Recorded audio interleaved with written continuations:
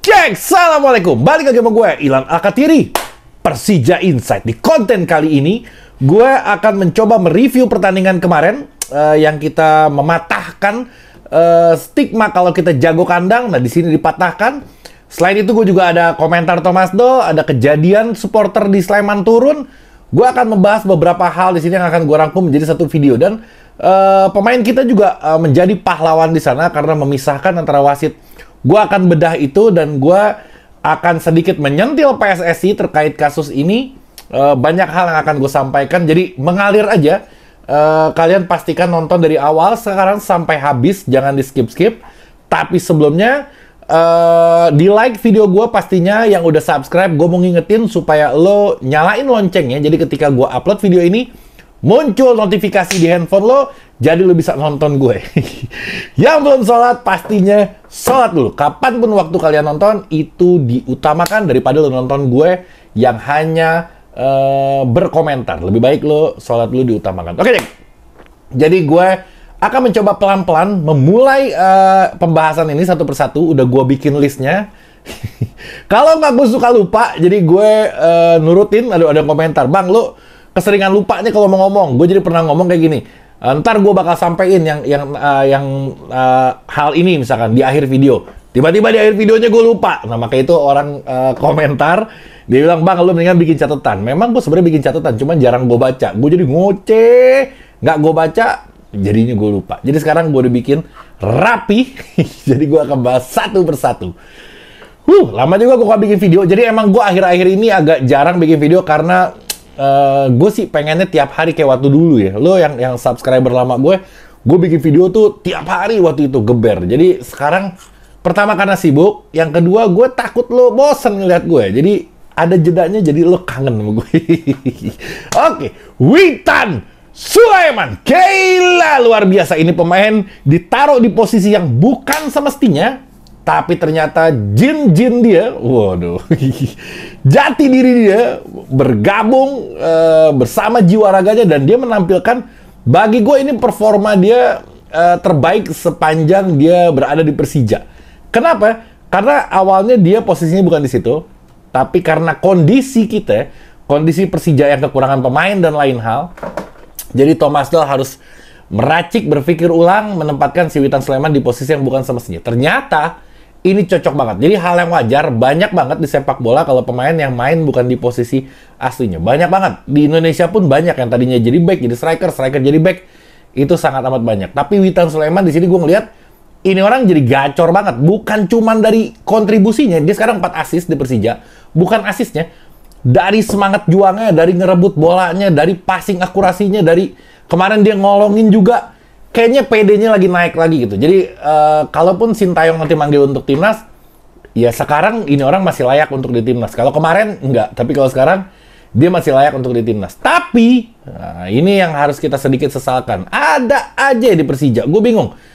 Kita nggak boleh sampai jago dalam waktu lama.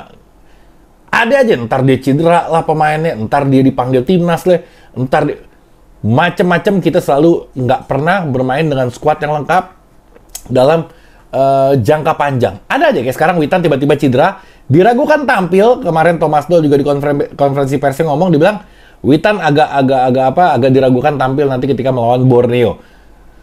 Ini sayang banget nih, ketika kita lagi bagus-bagusnya tiba-tiba ada lagi cobaan untuk Persija. Tapi nggak apa-apa. Hansa Muyama sembuh, jabret taruh di belakang, Firza Roket Andika. Waduh, ini gila ini orang ini. Firza Roket Andika. Gue sempat DM dia. Gue bahkan nge-tag di story gue. Ada gambar Firza Andika, gue kasih stiker gambar roket. Waktu itu udah lama tuh. Firza Roket Andika. Gila. Maksud gue roketnya itu bukan tendangannya. Roketnya itu dia tuh dia nusuknya tuh kayak roket gitu. Tapi ternyata sekarang tendangannya pun kayak roket. Jadi orang mengartikan roket itu adalah tendangannya Firza Andika. Tapi kalau gue awalnya bukan itu. Gue awalnya tusukan cut inside yang dahsyat. Luar biasa. Jadi Hansamu sembuh. Insya Allah bisa main nanti lawan Borneo. Dan Firza kembali ke posisi utamanya karena Witan cedera. Jadi sebenarnya posisi Firza hampir terancam kalau Witan mainnya kayak gini terus nih. Alhamdulillah, bukan alhamdulillahnya ya, gue jadi bingung nih. Gue di lain sisi bagus buat Firza, di lain sisi jelek buat si Witane. Tapi nasib bagus buat Firza Andika ketika Hansamu main lagi nanti, mungkin Firza harus balik ke posisinya yang harusnya ada Witan, dia nggak main di situ. Witannya pakai cedera lagi, jadi dia main lagi di situ. Jadi posisi itu bisa dipastikan kalau dia akan aman di posisi itu. Oke, sekarang apa lagi? Kalau Simic kayaknya nggak main lawan Borneo. Dia udah sembuh sekarang, udah mulai latihan lagi. Nggak tahu hari ini latihan sama tim apa enggak, tapi gue kemarin ngeliat dia latihan di lapangan, ada yang videoin, gue posting juga. Tapi kayaknya lawan Borneo dia belum bisa main. Thomas Doll menunggu itu, bahkan gue nggak berharap dia main ya. Gue ngeliat kayak sekarang kita punya Aji Kusuma, striker yang harusnya diandalkan sama Thomas Doll. Tapi Thomas Doll nggak pakai itu, Thomas Doll pakai strategi false nine, yang mana Rico dan Rio yang menjadi ujung tombaknya. Striker, tapi striker palsu. Ini striker yang bukan striker. Gue akan membahas ke masalah taktik, teknis ke situ ntar di tengah-tengah video. Nggak bakal lupa insya Allah gue, karena gue catat di sini. Aman, tenang aja. Oke, gue lanjutin. Simic nggak main. Nggak tahu ya, mungkin bisa main, mungkin nggak. Tapi Witan kayaknya nggak main. Tadi gue ulangin sekali lagi kesimpulannya, Firza Andika balik ke posisi utamanya, Hansamu Yama main ke center back lagi. Hansamu, Kudi Kudela, sama satu lagi si Rizky Ridho. Gila, luar biasa. Itu andalan kita. Nggak pernah salah kalau main. Jago. Ada salahnya, tapi ini orang tertutupi sama kejagoannya. Keren. Ini orang layak kita pertahankan. Oke. Jadi Thomas Doll berkomentar, dan gue udah mencatat komentar dari Thomas Doll di konferensi persnya. Dia bilang, 200% memang kami layak menang hari ini. Gila, 200%. Dia yang bikin diri itu. Kata Thomas Doll pas lagi konferensi pers, pemain bermain sangat baik dan saya bangga ke para pemain saya. Menurut Thomas, anak didiknya sudah memperlihatkan ritme yang baik sehingga bisa memenangkan melawan PSS Sleman. Terus, ini kemenangan yang sangat penting untuk Persija. Kami memulai liga kurang baik awal-awal, nggak bagus kita mainnya. Tapi sekarang secara perlahan ritme tim ini sudah mulai terlihat. Terus dia bilang gini, dan ini juga mematahkan, dia nggak ngomong mematahkan cibiran ya, tapi kurang lebihnya bahasa dia gue bisa artikan, yang selama ini kita dibilang jago kandang, ternyata kita bisa menang dengan ini, menang yang apa ya, kalau bahasa gue meyakinkan. Ini kemenangan yang meyakinkan, 3-1. Bagus banget, di tandang kita main dengan atmosfer supporter yang gila. Thomas Doll pun mengakui, dia bilang nggak gampang bermain dengan atmosfer seperti itu. Dia bilang itu terornya dari supporter itu keren. Itu gua aja ngerasa, wah ini bisa panik kita nih, pemain Persija bisa panik dengan atmosfer yang bener-bener, waduh itu gila sih. Emang BCS tuh memang spesial dalam segi mendukung, dan dia spesial dalam segi turun ke lapangan juga. Nanti gua akan bahas ke situ. Jangan sakit hati, terbukti fakta memang lu turun ke lapangan. Bahaya! Gak apa-apa, kita bahasnya nanti supaya lebih ajib. Oke, yang berikutnya Thomas Doll. Thomas Doll ini dia pakai strategi, gue balik ke awal tadi, false nine. Yang mana false nine ini kalau gue kasih gambarannya gini. False nine ini dia fungsinya striker tengah, ya nggak?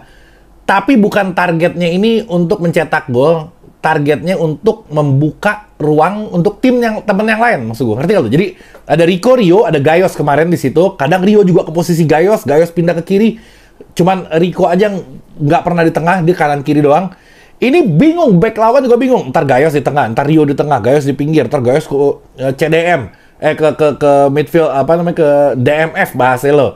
Terus Rico di kiri, ntar Rico ke kanan. Ini gila, lo kalau mau bedah ini strategi sakit namanya ini. Tapi apa ya? Yang orang nanya, Gayos nggak bisa golin. Memang Gayos nggak difungsikan untuk menggolin bola. Memang dia nggak difungsiin untuk itu. Fungsi dia adalah dia nahan bola di tengah, dia ngalirin ke kanan ke kiri, paling nggak dia membuka ruang untuk temannya, Rico atau Rio Matsumura. Dan terbukti memang itu berhasil tusukan-tusukannya.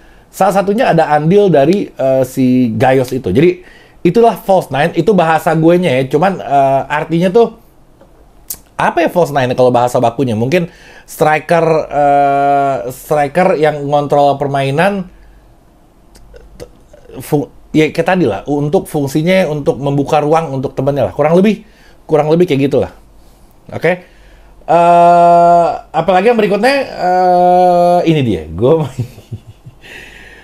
Ada kejadian Kenapa gue mau bahas, karena ini menjadi pelajaran buat kita semua. Syukur-syukur ada supporter lain selain anak-anak Jackmania yang nonton, dan ini bisa menjadi pelajaran untuk mereka juga, karena gue yakin Jackmania nggak akan mungkin melakukan hal-hal seperti ini. Jadi kemarin pemain Persija lawan PSS Sleman, Persija terlalu mendominasi, membuat pemain PSS kesel, pelatihnya kesel, penontonnya pun kesel. Dia tuding ada beberapa wasit menguntungkan kita. Dari pihak kita juga menuding seperti itu nggak akan kelar. Tapi yang sangat disayangkan, dengan kerennya mereka berada di tribun, dengan atmosfernya yang gila luar biasa, nggak banyak, tapi berkualitas fansnya dia itu. Sayangnya, di ujung pertandingan harus ada yang masuk ke dalam lapangan. Ini udah nggak bisa ditolerir lagi.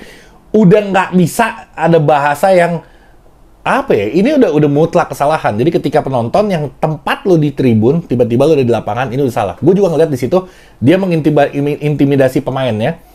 Didorong-dorong kipernya, ada videonya semua. Terus ada pemain juga, pemain dia juga tuh siapa tuh, didorong-dorong juga, dimarah-marahin. Nggak gitu. Lo jadi supporter tuh nggak begitu, bukan begitu caranya. Gue panjang sih gue kalau mau ngebahas ini ya.